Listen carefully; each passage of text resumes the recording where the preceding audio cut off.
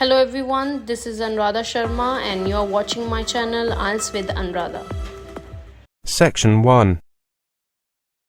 You will hear a conversation between a student and a librarian.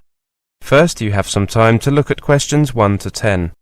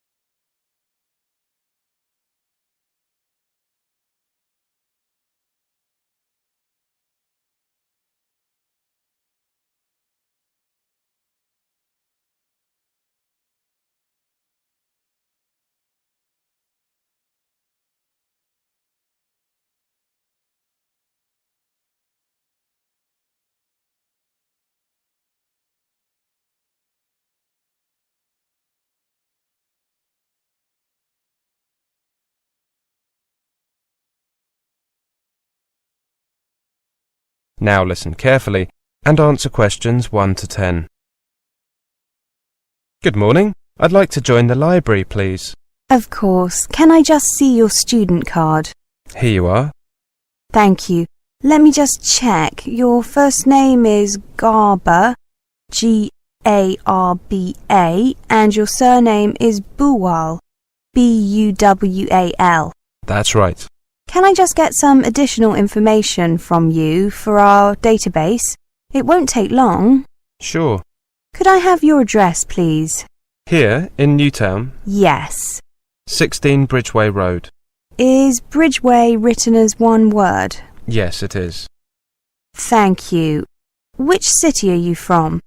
Just the city. I don't need the full address. I'm from Lagos in Nigeria. And your date of birth? 25th of May, 1983. Which course are you on? MSc Engineering. Thank you. That's all the personal data I need. Your library card will be ready tomorrow. Would you like to pick it up here, or shall I send it to your department? I'll pick it up here. Could I just ask you a few questions? Of course. What would you like to know? I heard the library is open 24 hours a day. Is that correct? It will be from the 1st of October, but now we're only open from 9 a.m. to 6 p.m. because this week is only for orientation. There are no formal classes at the university. I see. It's very unusual to have a library that's open 24 hours. We are only the second university in the UK to offer this service. It was instantly popular when we introduced it on the 1st of March last academic year. What facilities are available here? I missed the orientation, I'm afraid. Well, you can see the 3 photocopiers over there by the large desk. The one nearest us is a colour copier. How much does it cost to make copies? 5 pence for black and white and 10 pence for colour. Only A4 sized copies are available. On the other side of the room, by the windows, you can see the computers. They have a database of all our books, newspapers, magazines, and reports in the library. About 500,000 entries in all. Are they connected to the internet? No, we found that too many students wanted to use them. Besides, it's cheap and easy for students to get an internet connection in their accommodation. Those stairs lead to the rest of the library? Yes. On this floor we have newspapers and magazines. Users are not required to be silent in this part of the library, but we do ask that the noise be kept to a minimum. Upstairs there are all the books and reports. What's that room at the end there? You mean at the opposite end of the room to my desk? That's the video and DVD room. We have a small selection of videos and DVDs that students can view, but usually an appointment needs to be made in advance. However, this is not necessary if the room is not in use. Well, thank you very much. My pleasure. That is the end of section 1. You now have half a minute to check your answers.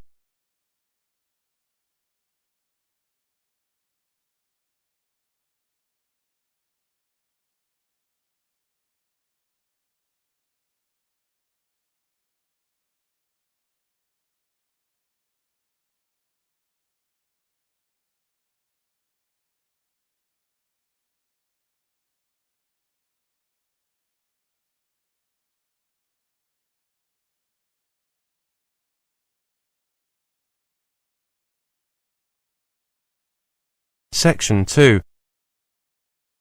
You will hear a monologue.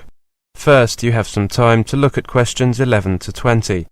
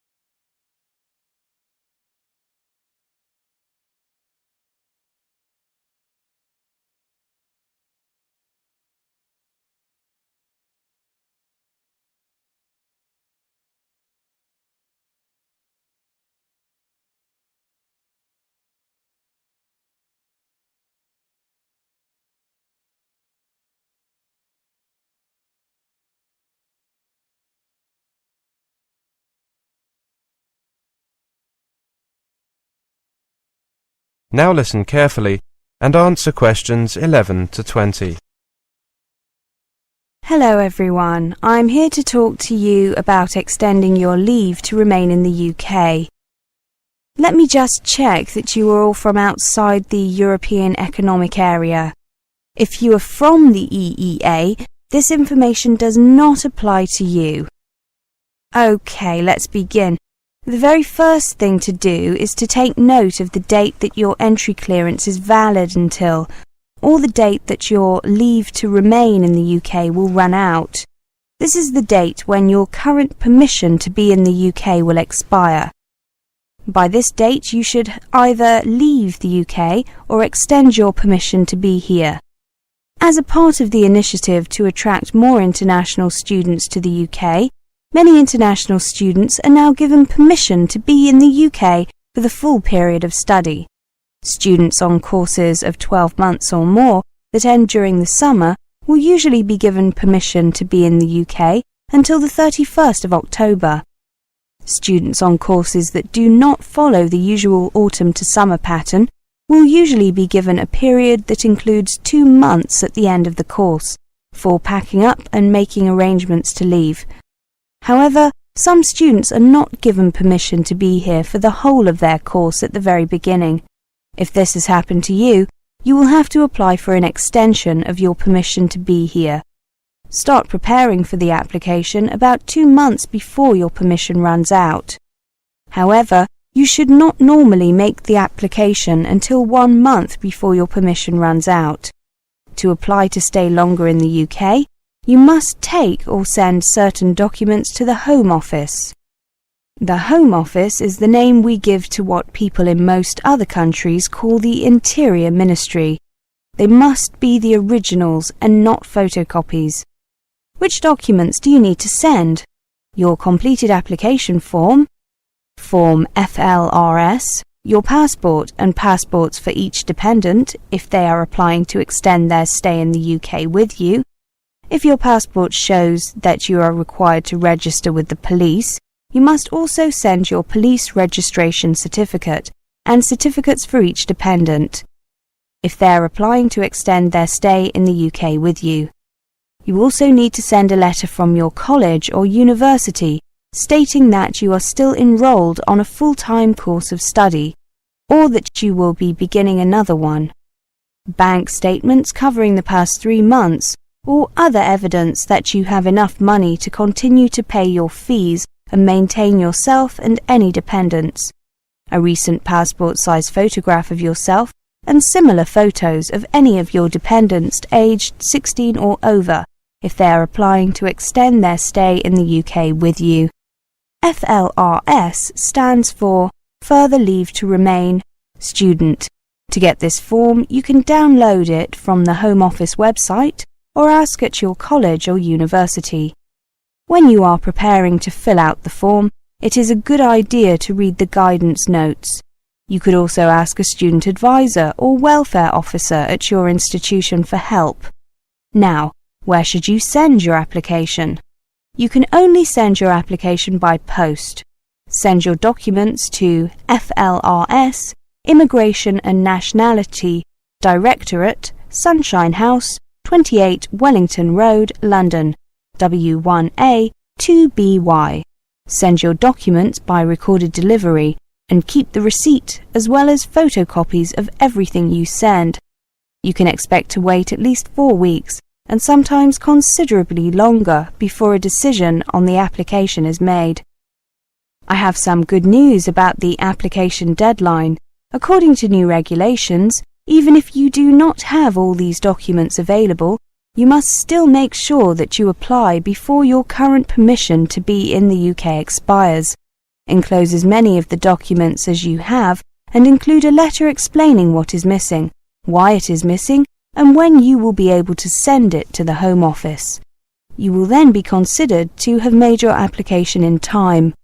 If your permission to be in the UK has already expired, contact either a student advisor or welfare officer at your college or university, or the Immigration Advisory Service on their 24-hour emergency line 011 7378 9191, or via their website www.iasuk.org.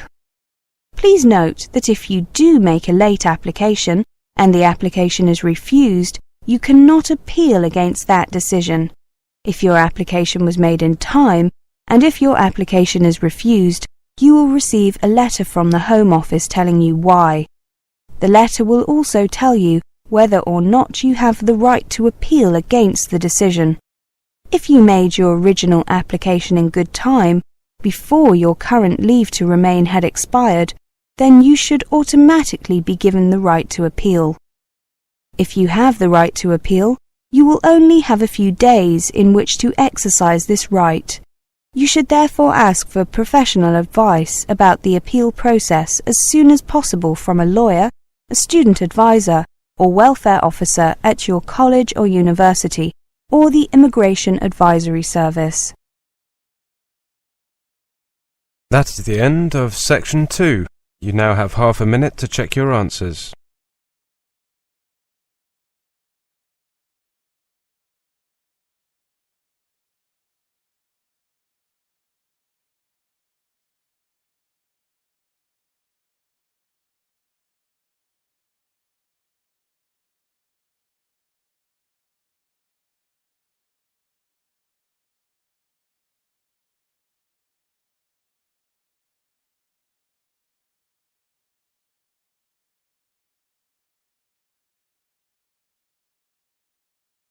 Section 3. You will hear a talk. First you have some time to look at questions 21 to 30.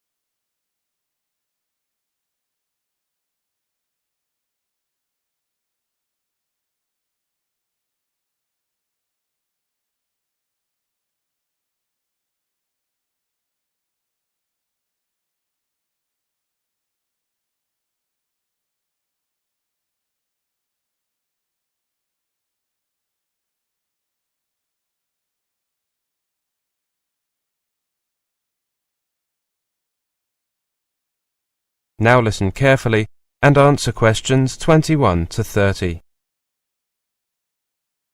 Good morning. Your name is Claire Sanders, isn't it? That's right. Well, Claire, as we explained in the letter, in this interview I'd like to talk about some of the things that you mentioned in your application form, such as your experience and academic background. I see.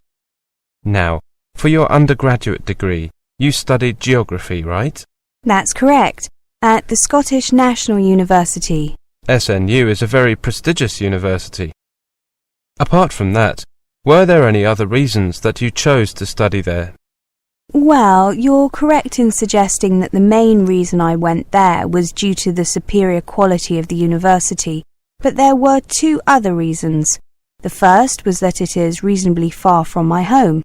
I wanted to be as independent as possible from my family whilst I was studying, and felt that that was one way of achieving that aim. The other reason was that the university offered an excellent program of summer work in developing countries, and that's something I was very keen on. That would be the Livingstone project. That's right. I'd like to return to that in a minute. Let me just check the optional courses you took in your third year. The two compulsory courses were methodology in geography and statistical analysis, and I chose infrastructure, development issues and geology in addition to those. I see. You clearly decided to focus more on the human geography side of things. Yes, I had worked on development projects abroad for 2 summers as part of the Livingstone project. The first project was in India and the second was in Sierra Leone. Could you tell me the main aims of the project and how you contributed? The Indian project was to ensure that a village had adequate supplies of fresh water and adequate sanitation. On that project, my role was to help lay pipes and put together various pieces of equipment. The project in Sierra Leone involved improving the infrastructure. The aim was to create rudimentary roads between villages so that they could receive aid and so that they could get agricultural products, particularly fruit and vegetables, to the capital and larger towns. My job was to help choose the best route for the roads, minimizing any impact on the environment while maximizing efficiency. How did you find the experiences? The Indian project was helpful in that it was my first experience abroad, and I got to see how small development projects can really make a difference. However, I found the climate, well, it was extremely hot and humid, and we were doing a lot of physical work, so it was, well, it made you appreciate air conditioning for a start. The second project, well, I enjoyed that a lot more. There was some physical work, but we had some machinery to help us clear paths through vegetation. I really enjoyed being able to put what I had learned into practice. For example, we had to choose a route on a map first of all, according to the contours of hills and valleys. Then we had to explore the ground and check that it was really a suitable route. And now you've decided to take a master's degree in development studies as a result. Great. Well, I just have a few more questions regarding... That's the end of section 3. You now have half a minute to check your answers.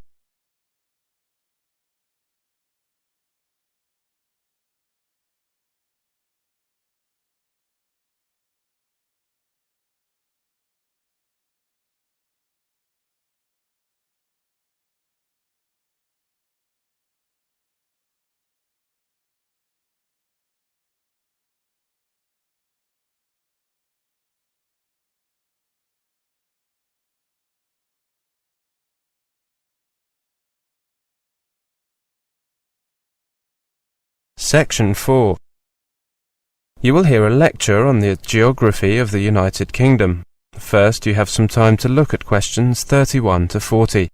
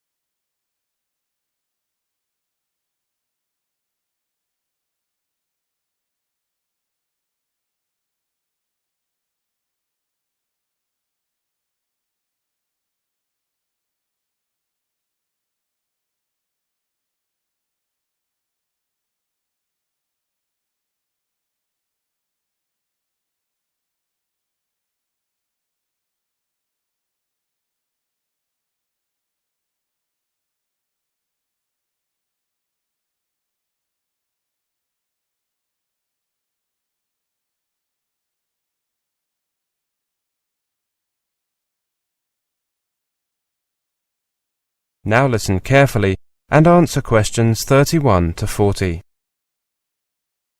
Welcome to this introductory lecture on the geography of the United Kingdom. The UK, with a total population of over 60 million, consists of Great Britain and Northern Ireland. Great Britain comprises England, Scotland and Wales. England is the largest country of the UK, with some 52 million people. It is mainly a lowland country, with some upland areas in the north and west. The capital is London, with about 7 million people. There are many manufacturing industries, and farming is widespread, but the economy is increasingly service-based, and London is one of the world's leading centres for banking, insurance and other financial services. High-tech industries have replaced many of the more traditional ones. In Scotland, 5 million people live in an area not much smaller than England. The country boasts vast open spaces and is one of the last areas of unspoiled natural beauty in Europe, featuring mountains, lochs, that is lakes, and glens, that is valleys. Modern industries including oil, electronics and biotechnology, as well as more traditional industries such as fishing and forestry, drive the economy. The largest city is Glasgow, but the capital is Edinburgh. Wales is home to 3 million people, and its geography is characterised by coastline, mountains and lakes. Cardiff is the capital and largest city. Key industries include electronics, auto components, food processing, healthcare and professional services. More Japanese companies have set up shop in Wales than anywhere else in Europe. About 1.6 million people live in Northern Ireland, the capital of which is Belfast, the largest city. Residents enjoy beautiful countryside. Many new hotels are springing up to cater for increasing numbers of tourists and business travellers. The climate in the UK is moderate. Summers are fairly cool and winters are quite mild. And despite what many foreigners believe, British weather is not rain and fog. It is actually more comfortable, more varied and more interesting than that. What you can look forward to in the way of rain, sun, temperature, and even daylight depends on where you will be living. Here are some typical figures for London. January is the coldest month at 3 degrees centigrade, whilst July is the hottest at 17 degrees centigrade. Rainfall varies from 56 millimetres in April to 81 millimetres in December. Although the UK is quite small geographically, the climate varies from one area to another. In general, the west is wetter and milder than the east, and northern areas are noticeably cooler than southern ones. For example, compare the following temperatures with the London figures. Edinburgh, 14 degrees centigrade in July, and Manchester, 15 degrees centigrade in the same month.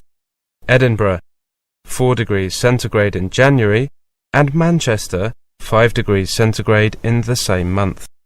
Parts of Scotland usually get snow in winter, whereas you might live in London for several years without seeing a significant snowfall. International students who are used to tropical or equatorial climates are often intrigued by the sheer variety of the weather in the UK. Weather in the early spring tends to be especially changeable.